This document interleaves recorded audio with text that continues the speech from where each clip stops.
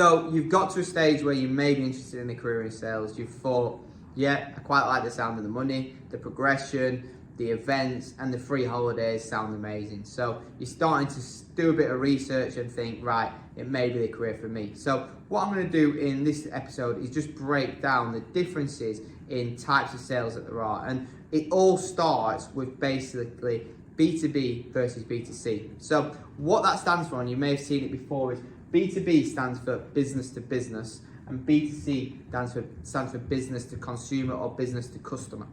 So that's totally different in the way of sales, and I'm going to explain to you how it's different. So B2B is obviously the business side of it. So you're selling to businesses. So the approach is totally different.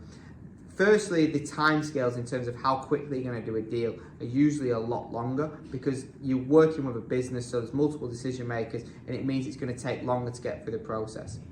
With that, it usually means that it'll be lower volume, so you won't be doing as many sales, but what you will do is your deals will be worth more. So therefore, you're doing less deals, but more volume, more revenue in your sales. So therefore, B2B sales a lot of time can be more higher paid because you're dealing with more complex issues and complex things and selling more complex solutions to customers.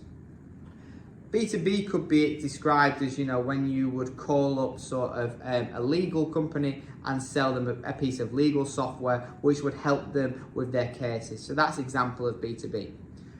B2C is totally different. So B2C is business to customer, as I said, or business to consumer, and that's selling to an actual person like myself or like yourself. So when you go to BMW or you go to Mercedes and you go to buy a car, the salesperson will be a B2C salesperson. And what they look to do is they look to sell more of things at a lower volume. So therefore, they're trying to get more sales in. Therefore, their sales process is going to be a lot quicker because there's less people involved. You're usually dealing with the household, one person in the household or two people in the household, and you can get the decisions through a lot quicker. So B2C sales is slightly different. Now, as I said at the start, salaries are better in B2B.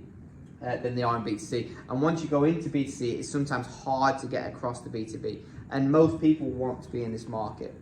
What I would say is that if you're good at working with people's emotions in terms of understanding people emotionally and being able to connect with the people on that level, then B2C may be good for you. But if you're good at, understanding companies' challenges, understanding deeper lying problems, and then being able to align solutions with them, then B2B may be better for you.